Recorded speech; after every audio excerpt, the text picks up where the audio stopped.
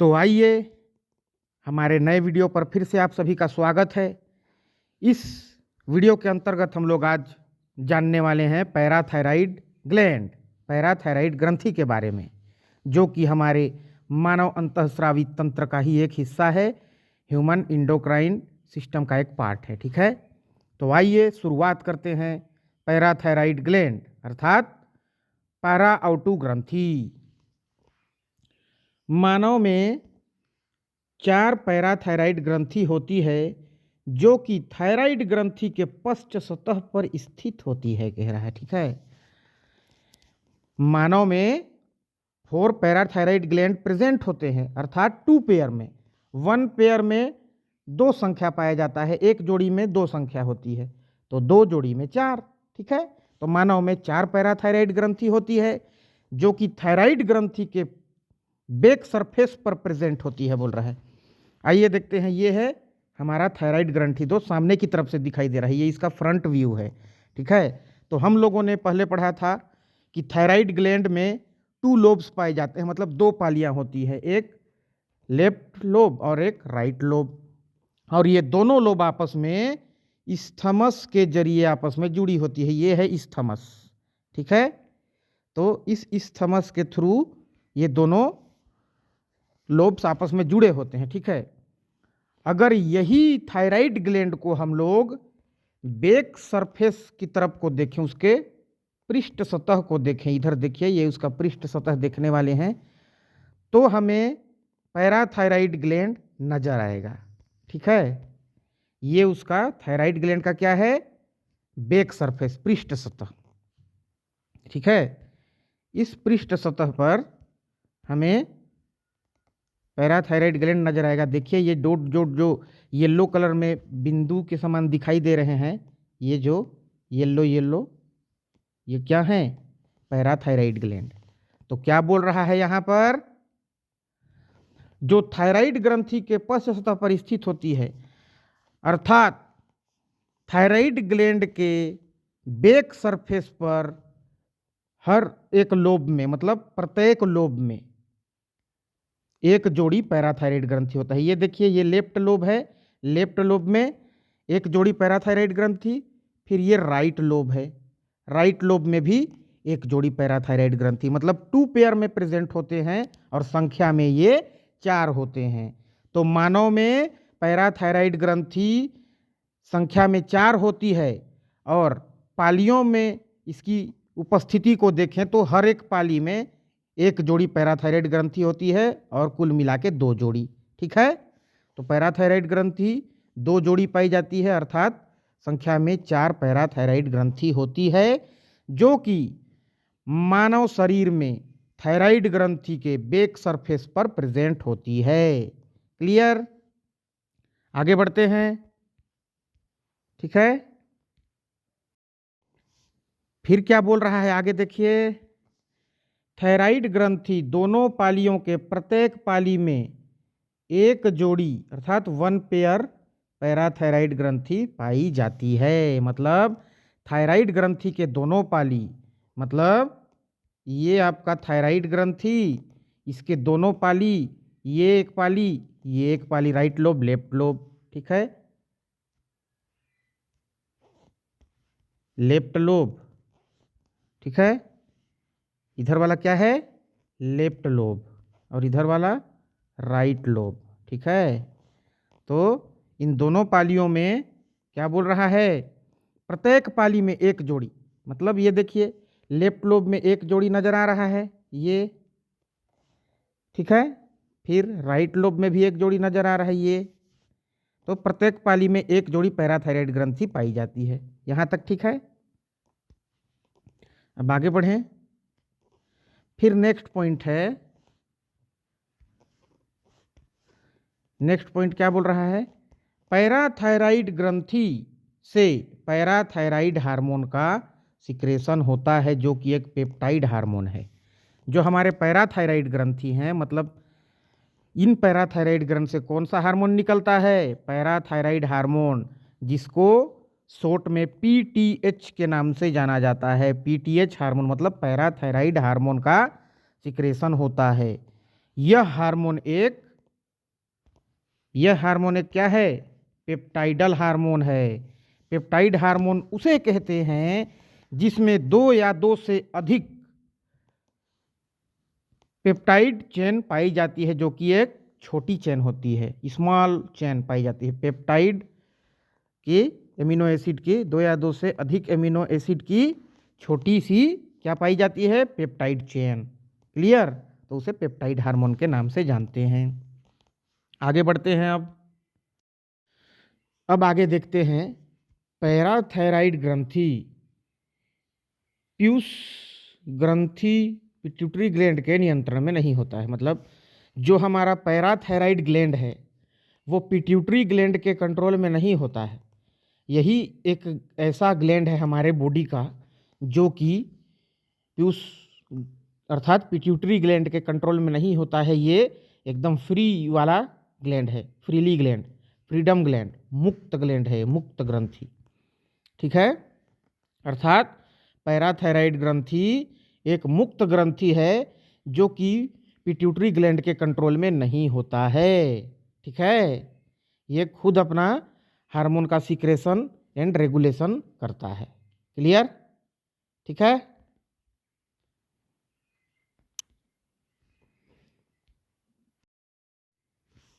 फिर आगे देखिए नेक्स्ट पॉइंट क्या बोल रहा है?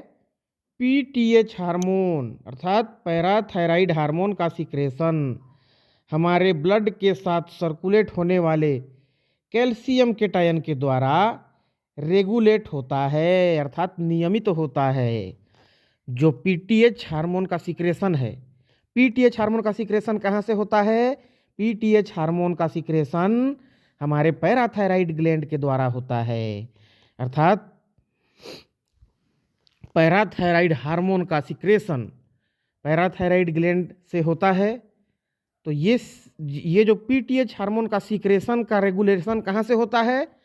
हमारा जो सर्कुलेटरी ब्लड है, जो ब्लड हमारे बॉडी में एकदम कंटिन्यूसली सर्कुलेट हो रहा है, उस सर्कुलेट होने वाले ब्लड में जो कैल्शियम केटायन होते हैं, वो कैल्शियम केटायन ही पैराथायराइड हार्मोन के सीक्रेशन को रेगुलेट करते हैं। अर्थात हमारे सर्कुलेशन वाले ब्लड में कैल्शियम का लेवल जितना ज़्यादा होगा उतना ही अच्छे तरीके से पैराथायराइड हार्मोन का भी सीक्रेशन होता है। और कैल्शियम केटायन का लेवल अगर हमारे सर्कुलेटरी ब्लड में कम है तो फिर पैराथायराइड हार्मोन का सीक्रेशन भी कम होगा। अर्थात कैल्शियम के लेवल पर ही पैराथायराइड हार्मोन का सीक्रेशन डिपेंडेड होता है। ठीक है? यहाँ तक कोई दिक्कत? हमारे ब्लड में कैल्शियम केटायन के लेवल ही पैराथायराइड हार्मोन की सीक्रेशन को नियमित करते हैं, अर्थात रेगुलेट करते हैं। क्लियर हुआ ये वाला बात? ठीक है? अब आगे बढ़ते हैं। अब आगे देखने वाले हैं हम लोग function of parathyroid hormone. Parathyroid hormone के कार्य, मतलब पैराथायराइड हार्मोन क्या क्या कार्य करता है, इससे क्या होता है हमारे बॉडी में, क्या ये सपोर्ट प्रोवाइड कराता है, इसके चलते हमारे बॉडी में कौन से फंक्शन हो पाते हैं, इन सब चीज़ों के बारे में हम लोग पूर्ण डिटेल से अभी यहाँ जानेंगे। ठीक है? तो आइए फर्स्ट पॉइंट को देखते हैं। पैराथायराइड हार्मोन के कार्य में कौन सा कार्य करता है ये? पैराथायराइड हार्मोन हमारे ब्लड में कैल्शियम के स्तर को बढ़ाता है। ठीक है? इस कारण से यह अति कैल्शियम रक्तता हार्मोन अर्थात हाइपर कैल्शियमिक हार्मोन कहलाता है। ठीक है? जो पैराथायराइड हार्मोन है ये जो हमारा ब्लड में कैल्शियम का लेवल होता है, कैल्शियम केटायन का लेवल उसको बढ़ाता है। ठीक है? इस कारण से यह अति कैल्शियम रक्तता हार्मोन, ठीक है, मतलब हाइपर कैल्शियमिक हार्मोन कहते हैं। क्यों कहते हैं अति रक्तता हार्मोन? इसे क्यों कहते हैं हाइपर कैल्शियमिक हार्मोन? क्योंकि जो हमारा ब्लड है उस ब्लड में जो कैल्शियम का लेवल है उस लेवल को ये बढ़ा देता है, इंक्रीज कर देता है। कैल्शियम लेवल को ये हमारे सर्कुलेटरी ब्लड में इंक्रीज करता है। ठीक है? मतलब इसी के चलते हमारे सर्कुलेटरी ब्लड में कैल्शियम का जो स्तर है वो बढ़ जाता है, इसी हार्मोन के चलते। यही कारण है इस हार्मोन को हाइपर कैल्शियमिक हार्मोन कहते हैं। हाइपर का मतलब ज़्यादा, कैल्शियमिक मतलब कैल्शियम का स्तर ज़्यादा। कहाँ? हमारे ब्लड में। कौन बढ़ाता है? Parathyroid hormone. ठीक है, तो अगर क्वेश्चन आ जाए कि हाइपर कैल्शियमिक हार्मोन किसे कहते हैं, तो आंसर में क्या होगा? पैराथायराइड को ही हाइपर कैल्शियमिक हार्मोन कहते हैं। क्लियर? अब आते हैं नेक्स्ट पॉइंट पर।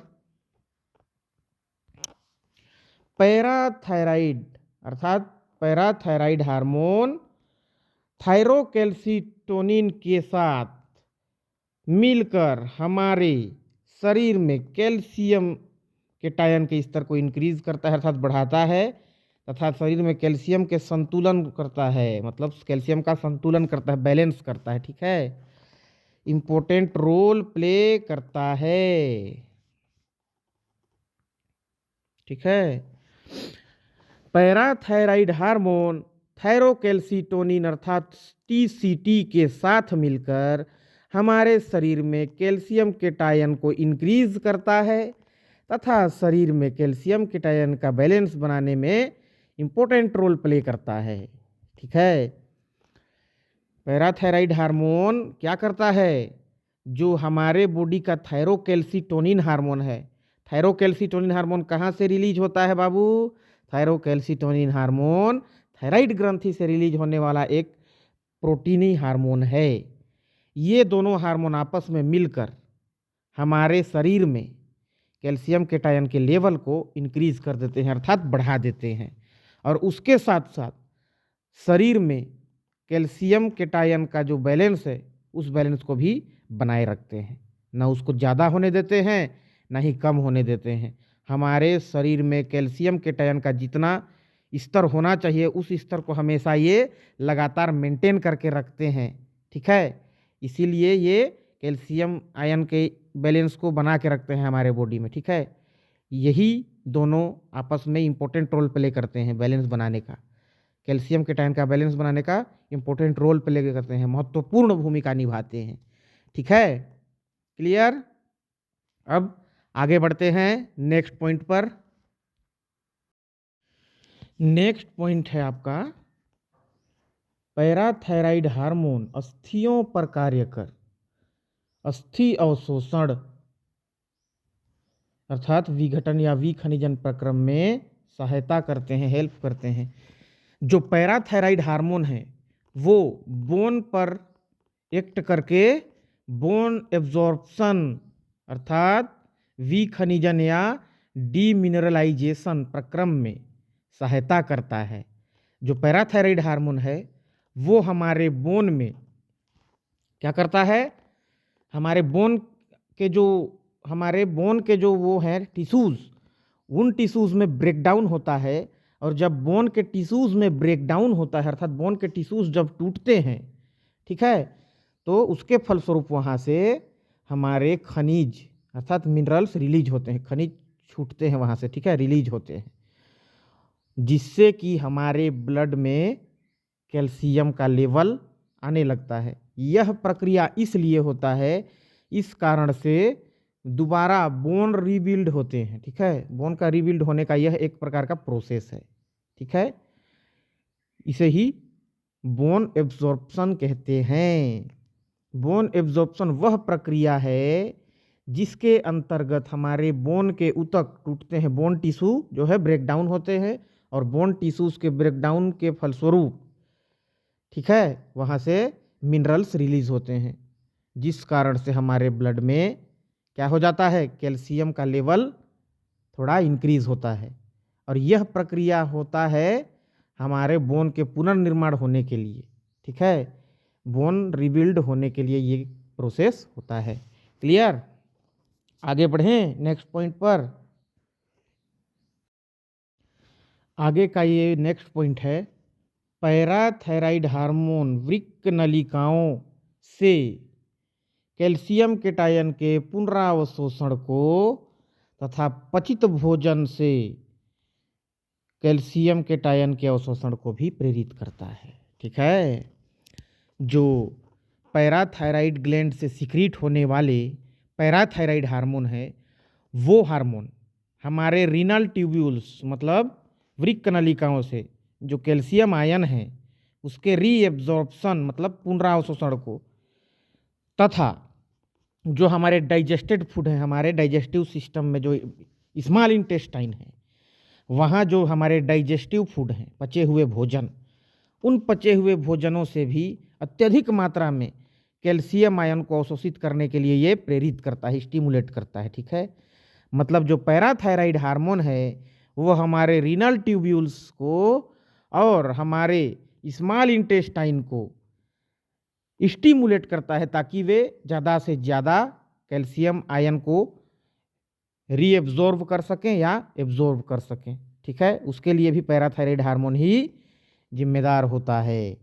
हमारे डाइजेस्टिव सिस्टम के स्मॉल इंटेस्टाइन वाले पार्ट से भी हमारे जो डाइजेस्टेड फूड होते हैं उनमें से कैल्शियम आयन के एब्जॉर्बेशन को ये स्टिमुलेट करता है, तथा हमारे रीनल ट्यूब्यूल्स हैं, हमारे रीनल ट्यूब्यूल्स में कौन कौन से पार्ट होते हैं, पीसीटी, फिर ascending limb, descending limb, DCT and collecting duct. ये जो ट्यूब्यूल्स हैं रीनल ट्यूब्यूल्स, इन रीनल ट्यूब्यूल्स से ये पैराथायराइड हार्मोन कैल्शियम आयन को रीएब्जॉर्प्शन करवाने में भी हेल्पफुल होता है। क्लियर? तो यहाँ हमारा पैराथायराइड ग्लैंड भी कंप्लीटली एकदम स्टडी कर चुके हैं हम लोग, कंप्लीट एकदम पूर्ण रूप से डिटेल से। अब आगे हम लोग फिर नेक्स्ट क्लास में नेक्स्ट वीडियो पर नेक्स्ट ग्लैंड के बारे में स्टडी करेंगे। ठीक है, तब तक के लिए इसे अच्छे से स्टडी करें। कोई डाउट हो, कोई प्रॉब्लम हो तो मेरे से डायरेक्ट संपर्क करें, डायरेक्ट कांटेक्ट करें। तब तक के लिए जय हिंद।